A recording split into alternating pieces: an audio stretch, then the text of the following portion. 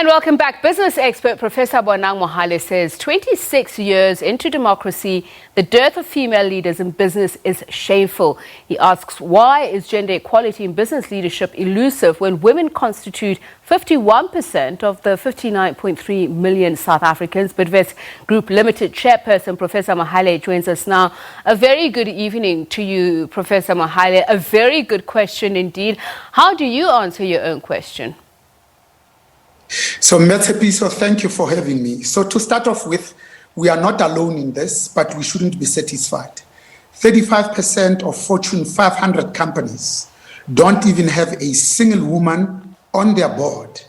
26 years into democracy, we still are paying women 75% of what we pay men for work of equal value.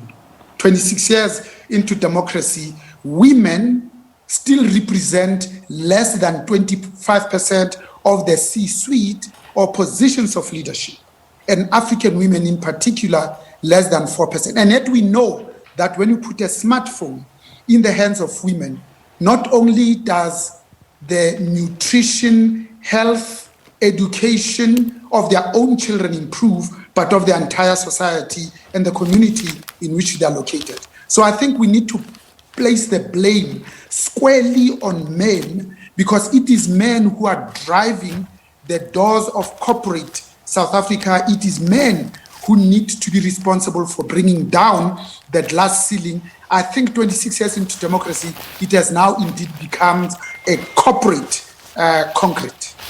I think what I'm hearing you saying is that even though we do have the policies in place, for instance, on reward as in parity remuneration, but also recruitment, it's the application of those processes, and you put it squarely at the feet of men.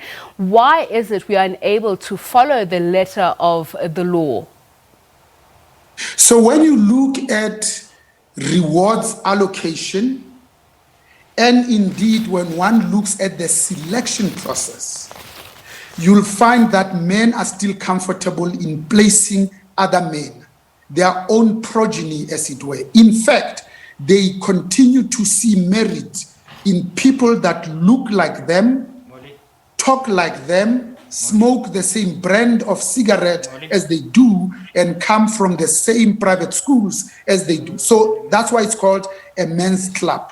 And yet, it was Rolihlahla Nelson Mandela who used to call these captains of industry and say to them two things. One, I think all of us need to act in the best interest of South Africa, Inc., by doing two things. One, ensuring that we bring black people in significant numbers into positions of leadership.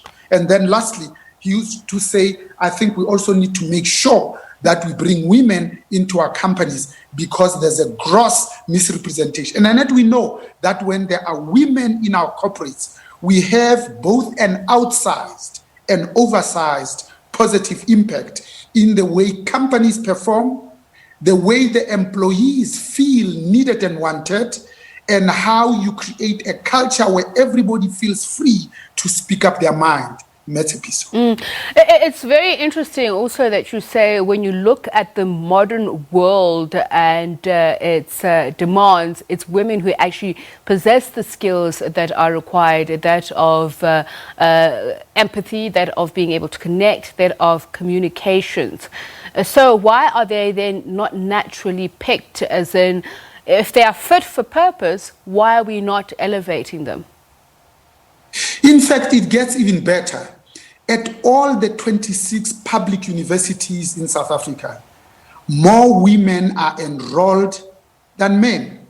When you look at the graduations, I've just did my first set of graduations at the University of the Free State on the 6th, the 7th, the 8th, and the 9th of October. There were more women graduating than men. In fact, they come up cum laude, better degrees, and indeed better grades overall. So we can only put it down to men being uncomfortable.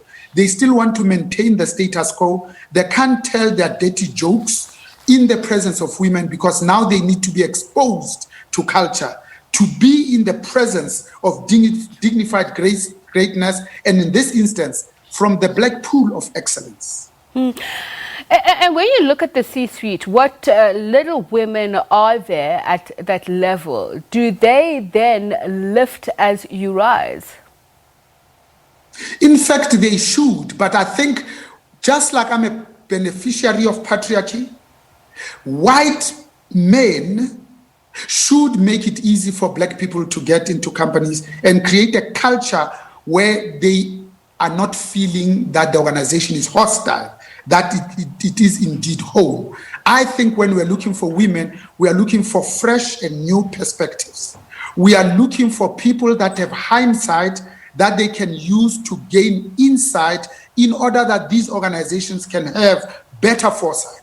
In fact, a good proof point is the fact that COVID-19 has demonstrated beyond any shadow of doubt that countries that are led by women handle the pandemic much better than those that are led by men. Denmark, New Zealand, Germany, Belgium, Finland, and indeed Iceland. Those are the countries that have contained the virus, have been able to save lives, and indeed preserve livelihoods. This is where you have the highest level of happiness index, but also the most productiveness. And then lastly, this is where the majority of their citizens are very happy to pay their taxes, because after paying tax, everything else is provided by government. Security and safety, entertainment, education, but also access to good healthcare. In South Africa, it's not the same.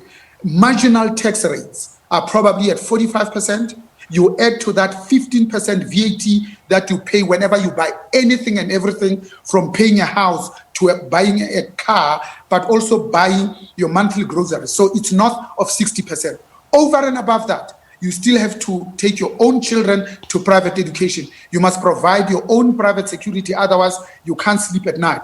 In fact, all of us are members of private health care, not of a national health system and indeed national health insurance that they have in the UK. In fact, today, it's much more expensive if you are a working person to live and work in South Africa. Quick and final question. Most menial jobs in South Africa are done by black women. How do we turn that around, especially for the next generation? Is mentorship the answer?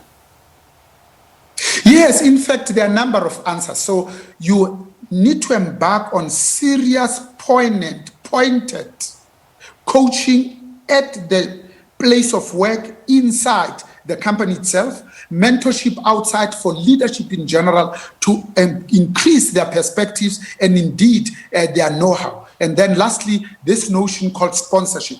Here's one person who's heavily invested in one woman's ascension, career pathing and succession planning, who knows more about your accomplishments and achievements, who can speak for you in your absence. And this sponsorship is about somebody that says, if you are looking for a general manager, have you looked at Medipoor? Because last year she was required to do 4 things. She executed 6. In fact, by half year, I think she is indeed ready, as demonstrated by ABCD. And then lastly, it's about being absolutely objective about people's abilities and capabilities. Nobody is born an MD.